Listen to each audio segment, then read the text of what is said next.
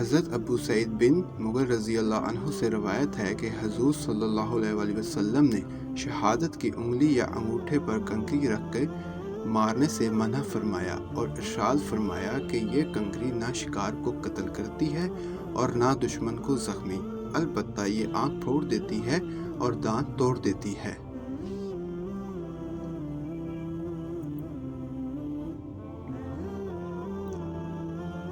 رسول اللہ صلی اللہ علیہ وآلہ وسلم نے فرمایا، آدمی کا جھوٹے ہونے کے لیے بس یہی کافی ہے کہ وہ ہر سنی سنائی بات تحقیق کیے بغیر بیان کر دے۔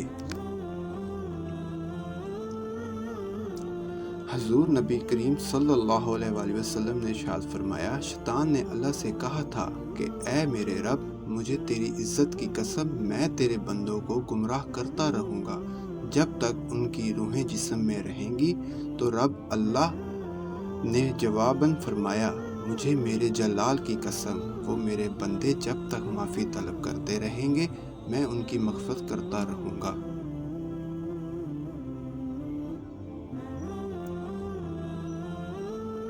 فرمان مصطفیٰ ہے، اللہ تعالیٰ حیا اور کرم والا ہے۔ جب اس کا بندہ اس کے آگے مانگنے کے لیے ہاتھ پھیلاتا ہے تو اس کو حیا آتی ہے کہ کچھ عطا کیے بغیر ان کو خالی لوٹا دوں۔